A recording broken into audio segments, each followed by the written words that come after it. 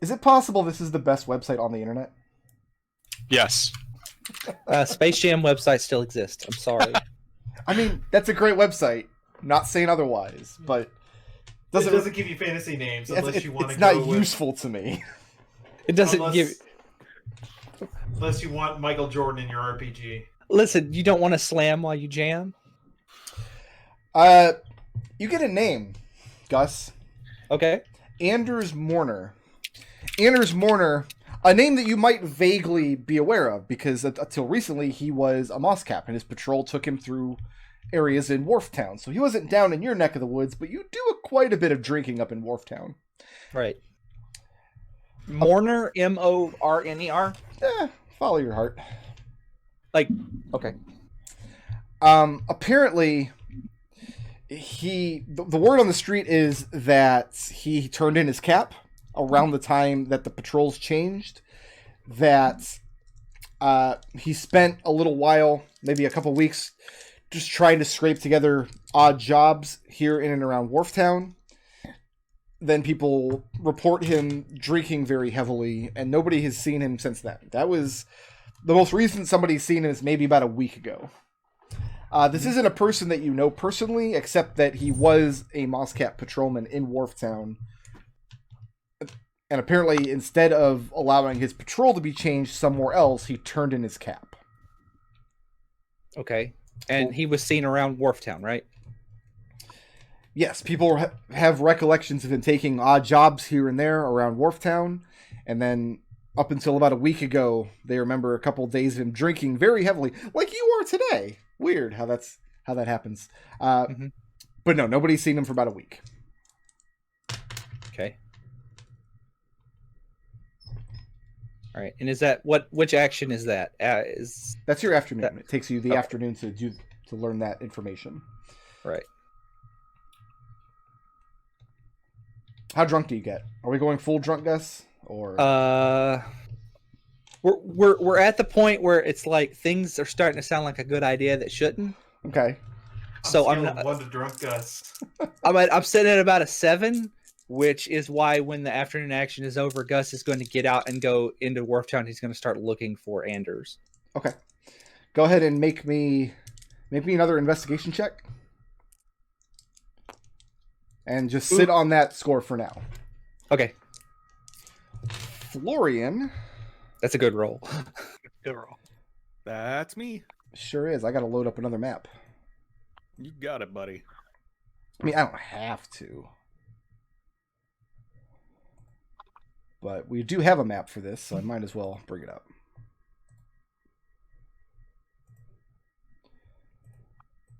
If immigrant.com would meet me halfway here. There we go. All right, so we're heading down to Gondro's Point. Curio and antique shop run by Nelwyn Badgersby. Correct. Recently burglarized, if I'm not mistaken. Really? How terrible. Was Florian there for that? I can't remember. No. Florian was Good. the opposite of there for that.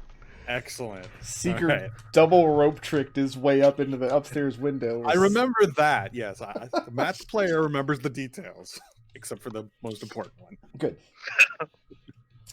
There's no indication as you arrive at Gondro's Point down in the lighthouse that anything's out of the ordinary. You're one of his favorite customers. Of course. Yeah, Florian goes in and shows him the coin and wastes no time asking if he's ever seen anything like this. He sits down at his little workshop table, puts it underneath a little device with a magnifying glass on a little metal arm that he rotates into place, cranks this gear and that gear, and he pokes it with this tool and that tool. And at about this time, he moves to grab a jar of what looks like some kind of liquid or solvent that he's going to start dripping onto your coin.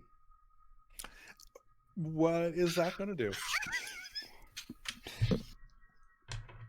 And he gives some technical explanation about how he's going to look into the metallurgy, the alloy that the coin is made out of. Unless, of course, you don't acquiesce. It is your coin, of course. I just want to make sure it's not going to be destroyed in any sort of way. Destroyed, altered, affected. So, well, a coin that's had the face marred, it's still worth a gold at the end of the day. We know what it's made out of. We made it. We actually made the damn thing. Yeah. Damn it, Florian. So it's a yes or no to this guy start dropping acid all over this coin. All right, if it's actual acid and going to corrode the thing, no. Florian wouldn't allow that. But there is a certain amusement to be had of him, like, trying to research this coin that we just made. Florian will let him know all of the details that have happened once he realizes he's going to start dropping acid on the damn thing. So you tell him how you came by this coin? Yeah, how we came by it, why we made the recreation, and... Oh, when he learns it's simply a replica, he hands it back and says it has no value whatsoever. He has seen its like, though, but it's been many, many years, which is one of the reasons he was so curious to ascertain its authenticity. So you remember seeing it. Interesting. Or something like it. Something like it. It's the electrum that's throwing me, because only assholes and smooth brains make anything out of electrum. It looks sweet, though. Dragon Zarovich, you bitch.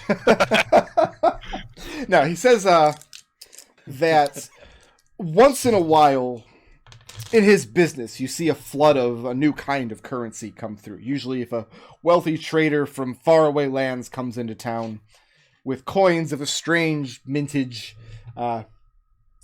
typically as long as the metal is valuable it all spends the same. But it's been many years, he says, a collector brought him a small display box of these, as he recalls, that had circulated in Dunfoss when he was a boy. Oh, this must have been 25, 30 years ago now. A long time in any event. He tells you, make an insight check. Okay.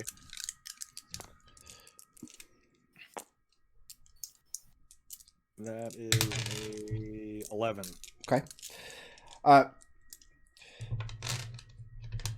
He tells you that the coins are not of Dunfoss and Mint, nor Keyskin, nor any other country as on this part of the world. He suggests at the time many collectors thought they came from another world, that some fantastical adventurer had brought them back from somewhere and spent them as a sort of prestige. The conflict at the time, the reason he didn't buy this little display box is, though the coins are very strange, they're not actually worth anything more than the value of their metal.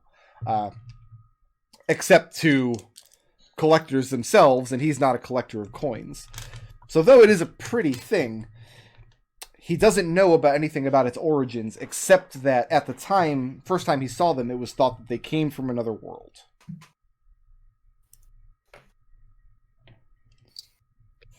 He would be curious to know how you got your hands on one. I don't suppose he remembers the collector's name that sold him his stash. Oh, he doesn't. He's afraid. This was many, many years ago. And it wasn't a large collection. Maybe 3 or 4 coins in a little display box that he had made. Okay. And Florian will explain how they came across some GIF, and the GIF had the coin, and it has piqued Flumph Inc.'s interest. That's GIF, not GIF. He tells you it's an interesting tale, and If it has an interesting ending, he wouldn't mind hearing it over a drink, but it's not the sort of thing that he's interested in purchasing or collecting. Beyond an intellectual interest in the history of the coin, he has no use to actually own any. Good news, it's not for sale anyway. It's also not real, so... It's also... Well, there's Electrum in it. It is really a coin. Okay. Okay. And Florian, what kind of like statues does this guy have for sale? Does he have any like statues with like? Well, no. Hold on. Let's back up a bit. Okay. Does he have any like Flumph statues or like Flumph artwork or anything like that? He doesn't, but he knows how he can procure some. Okay. Interesting. Flumph hat. I mean, if there's a special order that you're looking to get, he can probably... How much would that cost? Depends on what material it's made out of and how big it is and how old it is. He says for 25 gold, he'll be happy to put some word out on the market. Ooh, it's a lot of gold. Start compiling some possible sellers you might contact. Or he might contact on your behalf. In other words, you're hiring this guy to do this research for you. Right. It's a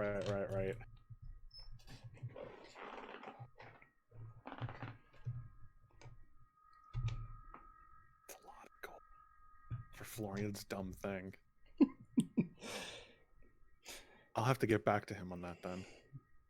Hey, he tells you that you know where to find him. Yeah. Alright. And Florian will head back to the barge, pondering. Okay. Alex. Make me either a history or a religion check. Mm-hmm. Depending on which angle you're going to attack this from. Depending on whose records you're going to try to seek out. That would be history. Okay. Go ahead and make a history check. How much, if any, gold are you willing to put into this research? 7 silver pieces. 7 silver pieces? Okay. That's very specific. It's fairly specific. He's our accountant. Is somebody doing the dishes? Yeah, sorry. Oh. Okay, how'd we do? That's an 18 on history. All right. There's no shortage of retired military men in Dunfoss. Typically, somebody who serves in the highest orders of the military, somebody who serves as, for example, a Dunfossan Knight, one of the Fettlesmen, wouldn't retire into the city proper. They have their lands outside their holdings that they would retire to. Mm-hmm. But foot soldiers, the rank and file, you have no difficulty finding any number of these people here. So what information are you actually after? How long ago did they dig that canal? What did we decide? This is about 100 years ago or so.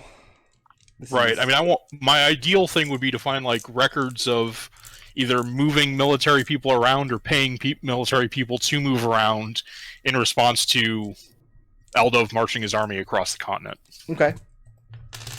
In terms of money moving around and changing hands, you're not going to find a lot of accurate description. In terms of kind of trouble that happened, if we go back to the big map here, there were some religious objections at the time. But from a military standpoint, there were clashes. Typically not with the Dunfoss military proper, but with mercenary groups, sellswords and the like, that were hired on by Dunfossan nobles who settled and farmed in the regions. The problem was that Eldov was carving through lands that were owned by other people here or there, or carving through lands that were of use to those people. Very notably, though, the actual kingdom of Dunfoss their official stance was to not stand in the way of this project. It was happening very far away. It wasn't going to cut Dunfoss off from any important resources. And there were there was some conflict back in the day amongst the Dunfoss nobility. You find records where some of the higher ranking Fettlesmen in the Dunfoss military that were bought away by noble houses that had interests further to the south, whose lands were either damaged or who lost their water supply or areas were flooded. So a lot of money was moving back and forth. How important is it that you have the names of these houses? I mean, does any of this seem like stuff that I could give to Corio tomorrow? Like, does any of this history seem relevant to what he's working on? That's basically what I need. I need information that will satisfy Corio for that we've been working on the problem. You're not going to know if it's going to satisfy Corio until you try to give it to him tomorrow. Yeah, so yeah, I am going to need some specifics, hopefully. Corio likes specifics from my experience. There was an 18 on that history? Yeah, rolled pretty bad. Okay. Rolled pretty bad. Listen to this guy. I got like a 4 on the die.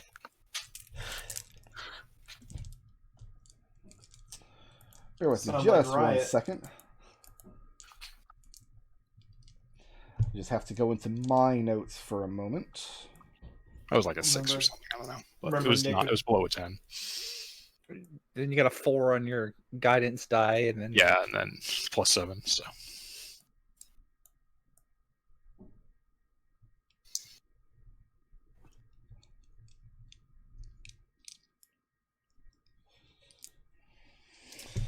So, going back into...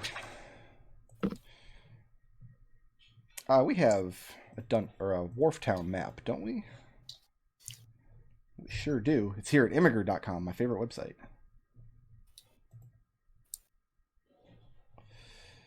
I thought your favorite website was Pornhub. Damn. Throwing shade. Yeah, No, also, Wharftown. don't be ridiculous. It's red too. We know which camp Nodal's in.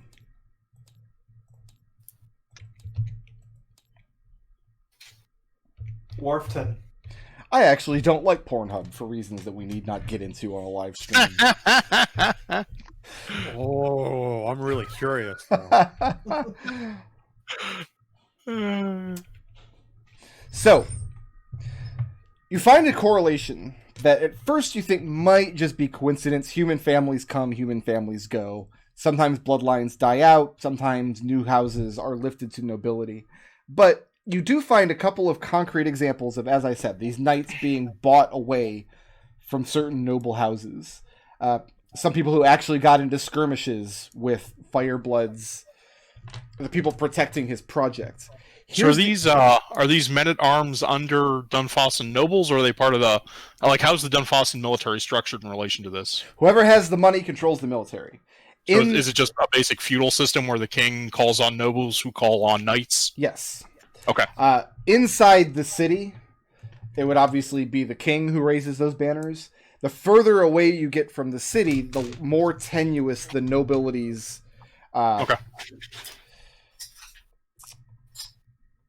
essentially grasp on, like, if the king of Dunfoss raises his banners against your interests, you have an interesting decision to make now.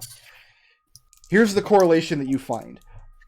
Most of these noble houses, especially these knights that were bought away as sellswords, who took their men to protect some noble's interests in the south, no longer sit the court of lords. These are households that have died away. One exception is the Yelmyar house. They run this ranch here in Wharftown, the Big Bear Ranch. It's a livery stable now. Apparently, this was a house that had lands far to the south, that purchased away some of the king's knights at what had to have been an exuberant amount of money to protect their own interests, that for some reason now runs this ranch. And they were the nobles who bought the knights, or they were the knights? They bought the knights away. Okay.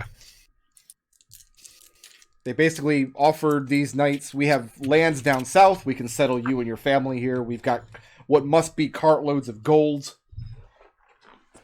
The Yelmyars must not have protected their interests successfully because Eldov did complete the canal. And apparently the house still does exist to this day. So that's going to bring us to...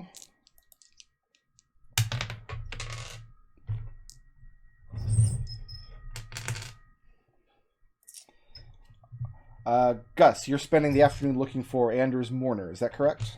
Correct. Can you go ahead and roll me an investigation check, please? You told me to already do that, and I rolled a 19, which is 20. 19. Well, it's 20. 20 total. 20. Plus 1. The dice disappeared, but I did roll that. Anders lives in one of these just little nondescript shanty houses out at the ass end of Wharftown. Here's what you learn before visiting him in his house. He doesn't have a lot of ties here in Wharftown, but he worked as a moss cap in order to afford to take care of a younger sister who lives with him. Okay. So that's what you learn before you roll up onto his house. Oh, also, can I... never mind. Just go on. So you know, walking. You know where the man lives, apparently, and you know what his circumstances were. Right. I'm gonna go knock on his door. Like I said, I'm at that point where things are sounding like a real good idea. Okay, so we are in Drunk Gus territory. All right. Excellent. After a few moments, there's no knock at the door, but you hear a loud thump as something impacts it from the inside. A loud thump. A loud thump, like something was thrown against it from the inside. Is the front door unlocked? You try it? Yes, it seems to be unlocked. I'm going to open it and just say hello. Okay, make a dexterity saving throw. Oh. You're good at this, right? That's a 14. Okay. And you definitely avoid this boot as it comes flying out the door as you open it. And as you open the door, there's no light inside, just the light streaming in through the front door now. You notice that not much as far as windows on the house, just 2 on the front that are shuttered. The actual house, just a little one-room place with a small sleeping area to one side, with 2 mattresses, one like an eating area in the center, wood-burning stove nearby as well, which is currently cold. And like I said, this boot comes flying out the door and misses your noggin. You hear a man very badly slurred speech from the inside. It says,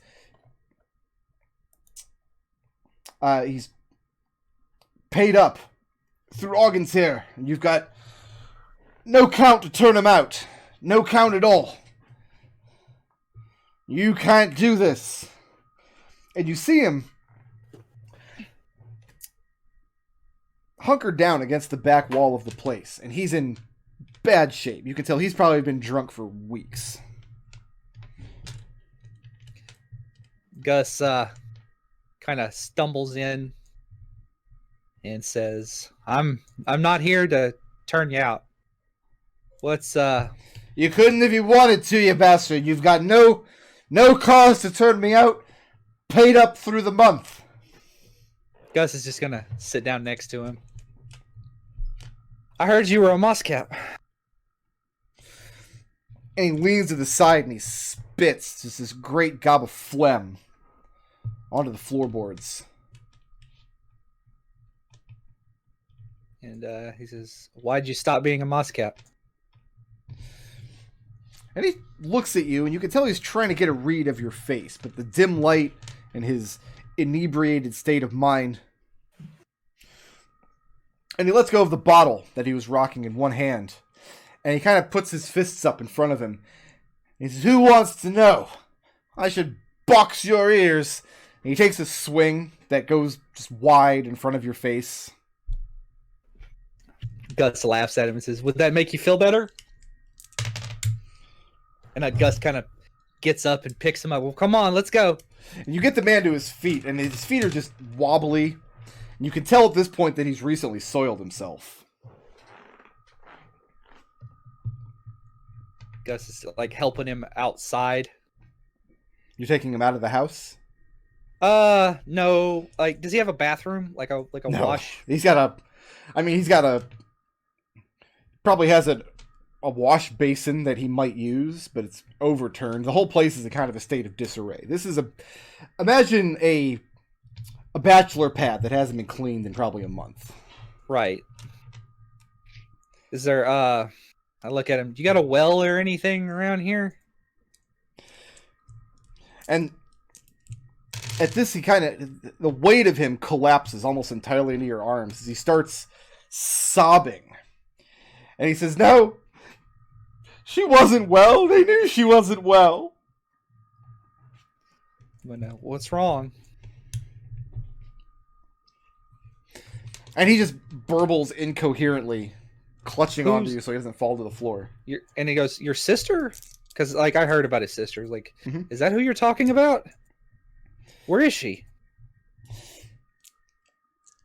And he shakes his head back and forth and just keeps repeating that they knew she wasn't well and they're going to turn them out. They were going to turn them out anyway. And he Who? make a insight check. We'll see how much sense you can make of his blurblings. That is a 15. 15? Yeah. What you're able to piece together, because he's just incoherent. I mean, he's so drunk, he's making drunk Gus like, come on, man. There's a line. Get a hold of yourself. What you're able to piece together, though, is his sister was very ill. He was using his income from the moss caps to keep this house and whatever medication she needed. But when he lost that income, he essentially had to choose between the treatments, the medicine, whatever medicine she was taking, or keeping the roof. And for this 1 month at least, he chose the roof. And from what you can put together, he feels this is the wrong choice because his sister has passed away. Very recently, from what you can tell, within the last maybe 2 weeks.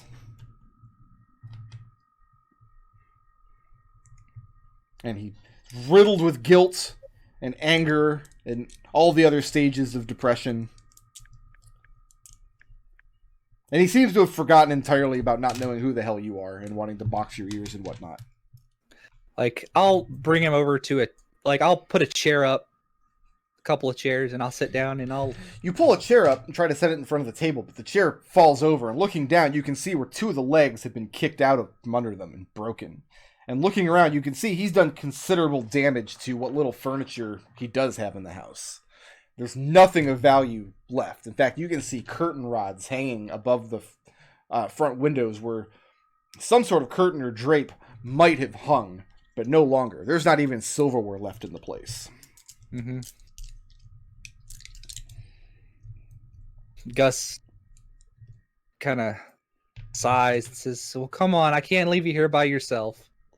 And he kind of picks him up on his shoulder and says, "Go ahead and cry. I'll take care of you." And he kind of just picks him on his shoulder and he starts heading back to the barge with this drunk man. Seeker. Real quick, before I leave, I want to use my costumes and disguise kit to disguise myself as a scholar. Okay. Just enough pieces like eyeglasses and such that if someone looked at me and then tried to pick Seeker out of a crowd later, as long as he was dressed as Seeker, they wouldn't be able to. Gotcha. This is why I love FantasyNameGenerators.com, because the dwarven coin collector that you find is named Het Rumblethorn. Het. No props for Het Rumblethorn? I thought it was good. Het. It's pretty good. I like the hat part was throwing me. I feel like that's Keyskin. That feels real Peaskin to me. Yeah, that does feel a little Like short Peaskin for to me. heterosexual. I think we killed Het last campaign. It was like an evil god. Het's dead now. No, there's no more Het.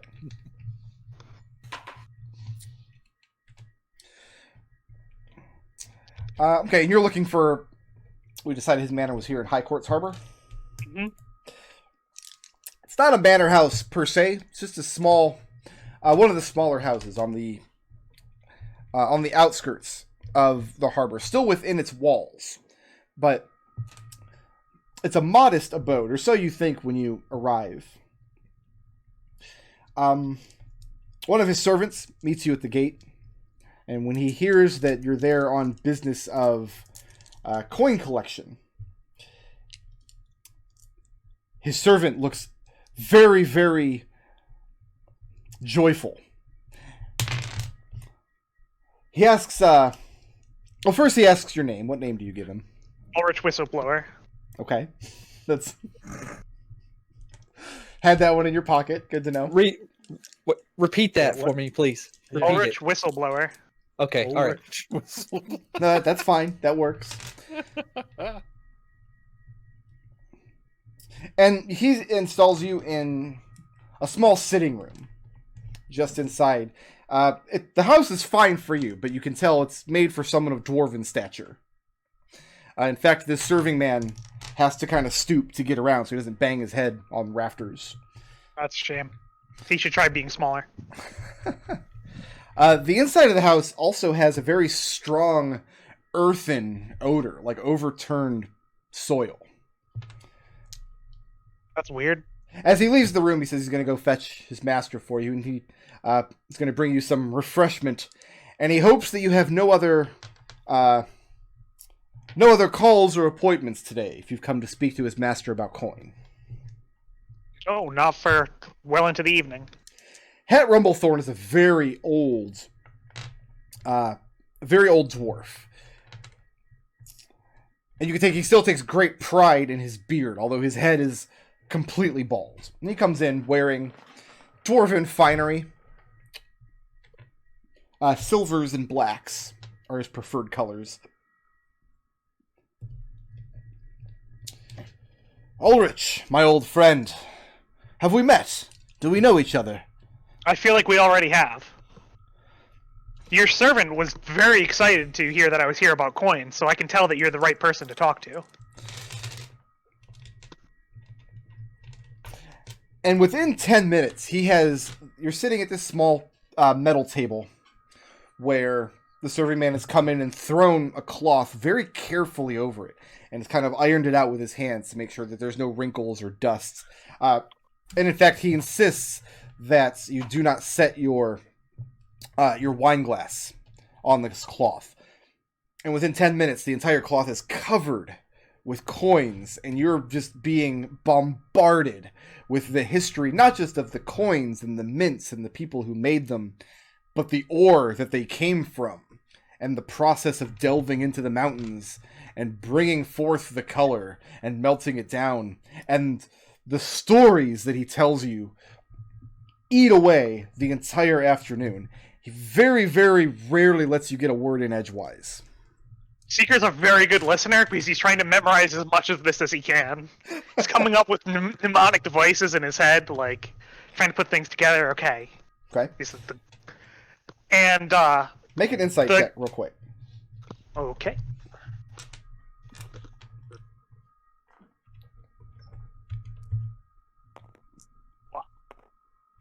That is a 15. 15.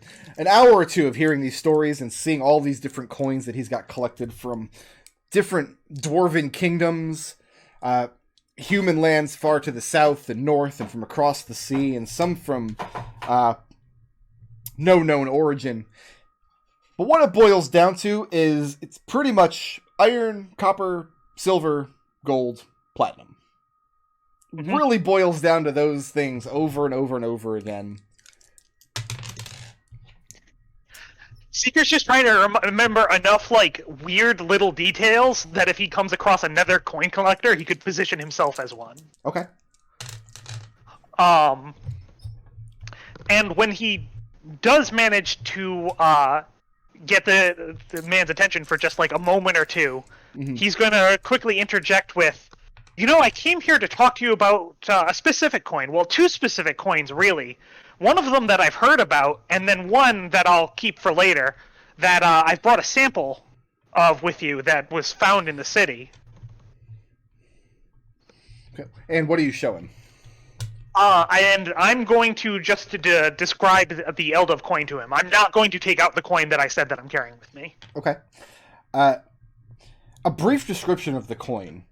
And he calls his serving man back in and barks some orders at him in Dwarvish. Do you speak Dwarvish?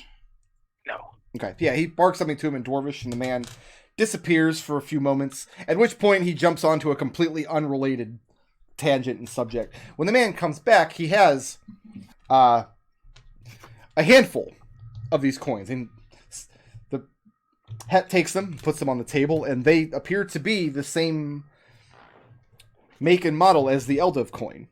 He tells you that these tells you kind of what was just learned a moment ago by Florian, that as far as he knows, these coins originated from some other world. Coins sometimes travel to this world from the worlds of the gods. The dwarf homes hold that deep within the heart of every mountain is a path to the place where the dwarven gods reside, and sometimes travelers and merchants come through these paths, carrying with them odd coins. These particular coins, he confirms, were used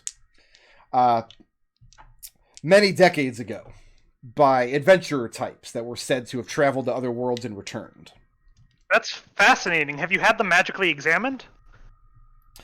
He says they're only metal, if that's your question. None of the coins he's showing you today are magical. I was just wondering if any of those things that you've seen have imprinted themselves upon the coin. I'm something of a dabbler myself. Imprinted, how do you mean? Sometimes, and again, as I told you, I'm a dabbler. I don't know this perfectly, but sometimes great events, battles, the like, can imprint themselves on the history of an object. And then if looked at in the correct way, those memories can come forth once again. Hogwash and poppycock. He dismisses your idea out of hand. Right, and Seeker immediately drops it. Does not care. And Seeker, pauses him for a moment. Let's pick up some moment after he mentioned some dwarven, because he's mentioning coins around the city. He must mention at some point coins that are minted in Dunfoss. Oh, yeah. Oh, he's got great admiration for King Maximilian in his house. I was wondering if I could ask you a very great favor. I was hoping for an introduction to look into more about the history of these coins. And the Seeker will kind of reach out and pull out a cloth, which he put the one of the demon coins in. Okay. And I found this small token. I've heard that they're rare within the city, that they were uncovered during some adventurer raid or another, I don't remember. And I would be willing to give you it as a gift if you were willing to do this for me. You show him the demon coin? Yeah. He opens it. He examines it for a moment. He says, you are misinformed. This was no adventurer raid. And he confirms the story that you had heard about Dunfossin knights having to ride north and break up this devil-worshipping cult, essentially, on lands to the north. And that some quantity of these gold coins made it back. So he knows the history of this particular coin. He's seen its like before. And he says he has specimens cast in gold and platinum. Then he leans forward and says, but you will not find one in silver. Do you know why? Why not? Silver kills devils, you know. To pay a devil in silver is a great insult. And the Seeker just kind of rocks back as though he's blown away by this knowledge. That's fascinating. He says for a while these kinds of coins were in semi-common circulation in Dunfoss. Think of how often you come across a Canadian quarter in your change. Yeah. But mostly they've kind of fallen into private collections over the years. He asks how you came by it. And I tell him that I was able to acquire 2 of them from just a local who was down on their luck, thought the coin was worthless, and I, knowing that things sometimes have more worth than their apparent value, and Seeker kind of motions towards the coins on the table, purchased it from him, doing him a bit of a favor, and also finding myself an interesting object for myself. He says he hates to inform you, but he believes you've been swindled. The value of that coin is not much more than, well, 1 gold piece. If you paid more than a gold and a silver for it, well, you have a lot to learn about the art. Well, at least I have an interesting story to remember when I look at it now. And Seeker again motions towards the table. Is there any other specific information you're hoping to get from this guy? Yeah, I want to get an introduction to someone at the mint from him. Like, Okay. as someone looking into those gold coins that he had, maybe someone at the mint would know more. Okay. Make me a persuasion check. You got it. That's a 20. And bear with me Did one you second. foresee yourself coming to visit this guy today? I saw myself needing to do some convincing, yeah. Listen, divination was the correct choice, and I'm glad you picked it. Yeah, no, divination's great. Every time I use it in combat, I feel like I failed. Conjuration I tried with like a one-shot character, it doesn't really seem to work.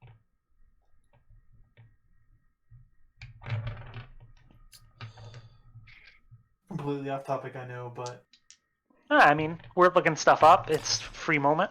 It's a good time to bring up stories. He tells you that the woman you should speak to, and at the mint, an old friend of his, is a woman whose name you actually recognize.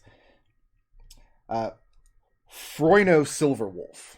Froino is the king's sister, eldest sibling, and she oversees the day-to-day tasks at the mints.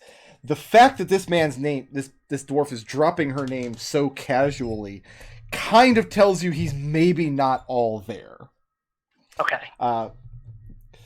It's possible that if he sets up a meeting with you, like, it's something that she might do just because she has this elderly acquaintance. But this could go any of a number of ways. I mean, this is like, imagine if you went to, if you were talking to a friend of yours that you just met, and he says, oh yeah, tomorrow I'm having dinner with Ivanka Trump. I asked him if he'd be willing to write a short note of introduction for me. Oh, he says it's the least that he can do. Fantastic. And he calls his serving man back in and dictates a short letter of introduction. So I guess that was an excellent question to ask, whether Seeker, in any of his various identities or forms, is known to the royal house of Dunfoss. So I'm going to say that probably, because Seeker got fairly well known as a reliable purveyor of information about the future, although he didn't know that. He probably gave one of these presentations to someone in the Dunfossen Royal House. Okay. Even if they didn't reveal that to him. So they might know him, but he doesn't know them. The reason that he would only know them on sight. Probably not a member of the royal house, because remember, they're dwarves, and dwarves are mistrustful of magic at the best of times. But it's entirely possible that someone in the king's court had called you in for an astrological reading or something of that nature. And so you could be known to the court through that. When the assistant draws out this note for me, does the dwarf sign it? Oh yeah, he waits for a moment, smoking his long pipe as he dictates out this note, and at the end he reaches over and he doesn't sign his name to it, but he seals it with his signet. Fantastic.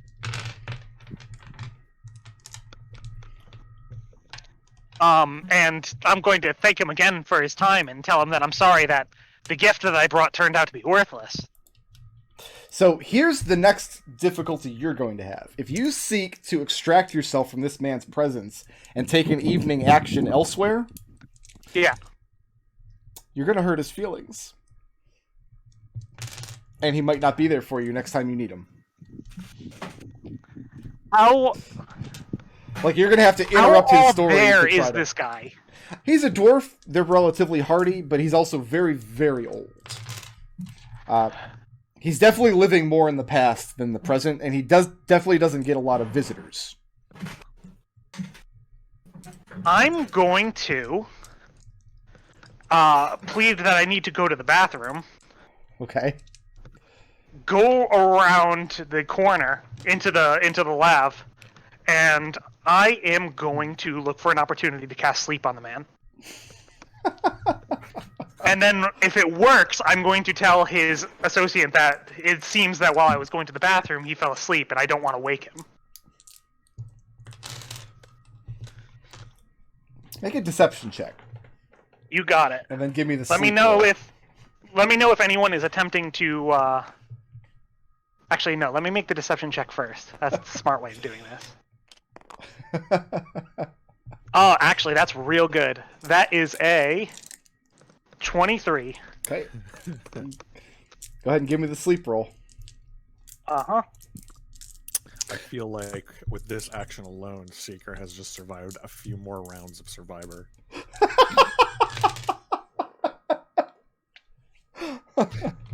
Unless we find out that this old ass dwarf is like a 19th level fighter. Oh, I mean, so that's the thing. I don't trust that he's not. I'm burning all I got, and if it doesn't work, I'm gonna have to sit here.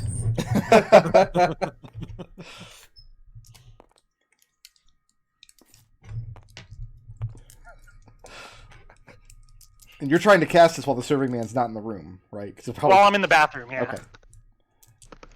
That is a 37. 37.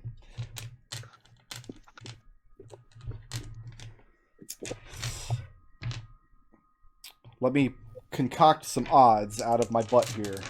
What the chances are that he's got 37 or fewer hit points.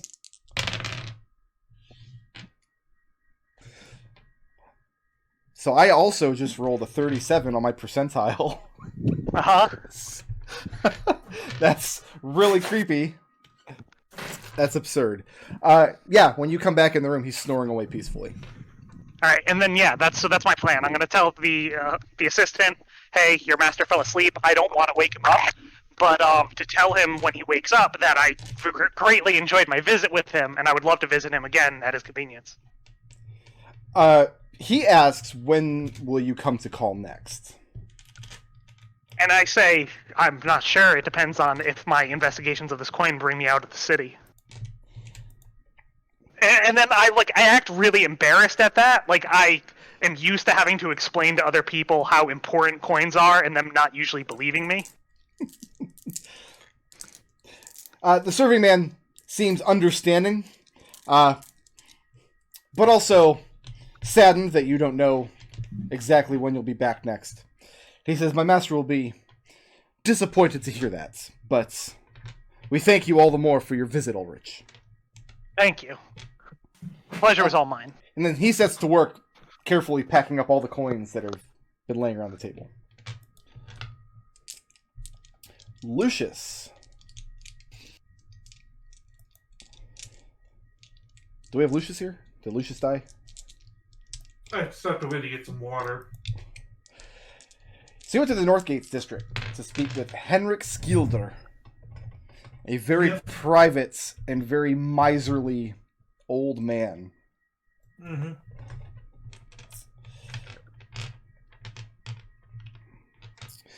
And what do you tell Henrik's serving men? Like, what business or what pretext do you come on?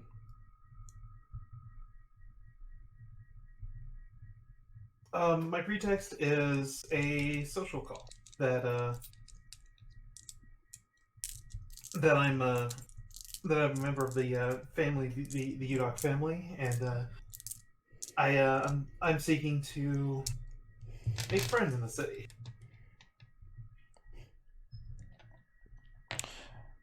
Make an insight check.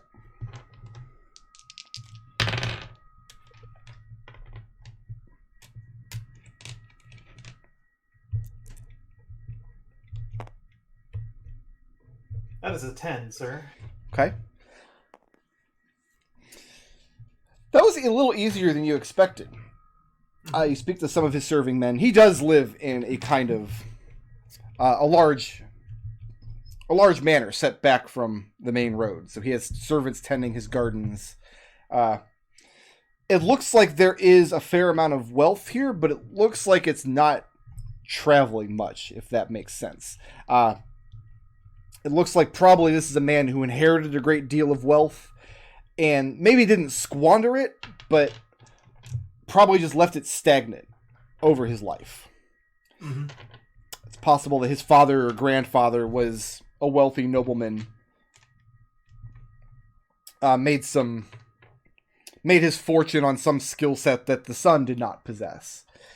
But yeah, the servants very quickly, to your mind, agree to fetch their master for you. They lead you into the house, into the little sitting room. Mm-hmm. And looking around the place is, let's say, wanting for decorum. It's dusty, it's drab, not much in the way of nice lighting, old carpets that haven't been beaten in a long time. Mm-hmm. But something about it, like, very flashy, very opulent. Like, here's all the expensive stuff I own that I'm going to put on these shelves and then never dust or clean or move ever again. Yeah. The man himself, just this squat, plump, angry little human, enters the room, sits next to you. When the serving man asked you if they could bring you refreshment, what did you say?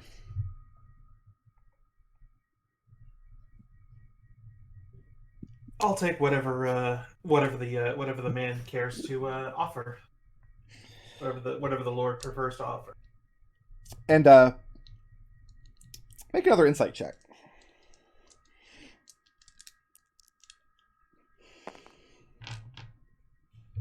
9. The servant says that Master Skilder prefers to offer nothing less, but hospitality dictate. May I bring you at least a sweet water? That would be perfectly acceptable. So a few moments later, when Skilder enters, very hastily dressed, like probably 30 minutes ago he was wearing his bedclothes still. Udoc. It's not a name I recognize. But you've come into my house and are drinking my sweet water. I hope you have something important to say. So out with it, man. Why are you here? Merely an apology that my family, who is of Kiska, but we do maintain some presence here in Dunfos and the surrounding lands. A matter of apology for not calling upon you sooner. Why would you have cause to call upon me at all, is my question. Politeness. And he kind of harumphs at that, but he takes a seat across from you, starts rolling a cigar. Very pointedly does not offer you one. Perfectly fine. So, Udoc, what manner of business are your people into? Why are you a man I'm interested to know? And Lucius will. I'm not exactly sure what the Udoc's holding is out east. Okay. But I will kind of describe that's what our holdings are. I'll describe what the holdings are. There. So I guess now's a good time to decide, like, what are their holdings? Like, do they have farming territory? Do they have a mining interest? I think we decided... Yeah, they were on the lake, I think. Yeah, so they could be a fishery, or it could be some pretext for some hellish cult they're running. I don't know. It's kind of up to you. I mean, that's certainly a possibility, but one that Lucius is not privy to. But yeah, like fishery would probably be a good pick, or mining, or farming and mining. Basically, just a little of it, a little bit of everything. Okay. That would be. He tells you that farming and fishing, these businesses they don't interest him at all. And he becomes more and more impatient as you explain. And then he interrupts you. He tells you, son, the Skelders, my father and my father's father, working the land and the sea was beneath them. We had servants to do all that for us.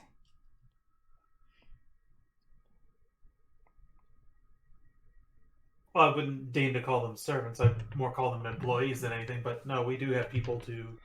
Employees! Tell me, what sort of wage do you pay a fishing hut on the side of your family's lake? It's never been something that I've really thought about. How old are you, son? 24 summers. 24, good lord. We would expect you to be married off by now. Older brothers got all the good ones, did they? You could say that, yes, sir. Lucius says through gritted teeth. He says, if you've come seeking an apology that your rich family has dumped you here in the city because they didn't know what else to do with you, well, I don't sympathize, sir. Such was not my lot. And I owe you nothing. So the question I come back to, as he throws some of the ash, just kind of carelessly, onto the floor from his cigar, and he leans on the table. Why are you wasting my afternoon today? If you stay any longer, I'll be obliged to offer you lunch, I shouldn't think. Come looking for a handout, have you? No, sir, not at all. Believe me, I have other ways of obtaining a meal. I wouldn't even dream of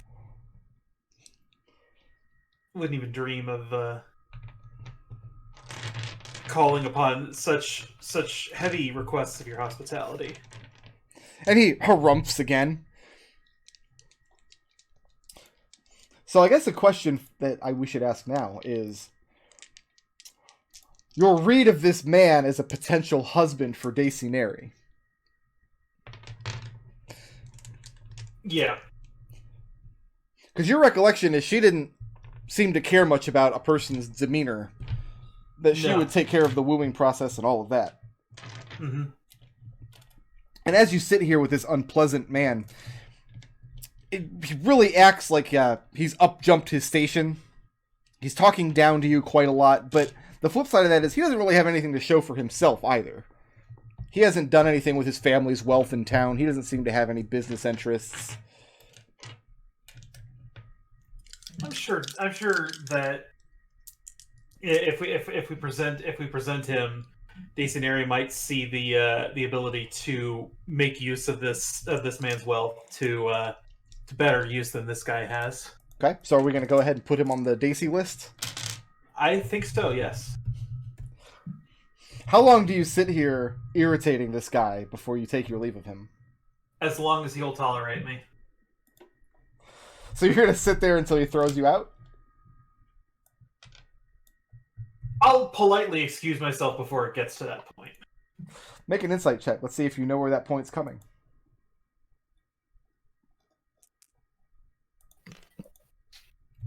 $15.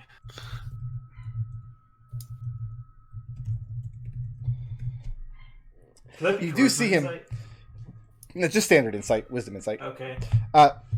You do see him get more and more irritated with you as the afternoon goes on. He keeps trying to drag you back to wanting an exact reason why you've come and disturbed him, and you just can't help but think, like, I didn't disturb you. You were just kicking around in your bathrobe, old man. Yeah. But you get to the point, probably after your second glass of sweet water, just to the point where he's almost exhausted his cigar, and you're thinking, probably should get out of this guy's hair, or lack thereof, before he reaches the end of that cigar.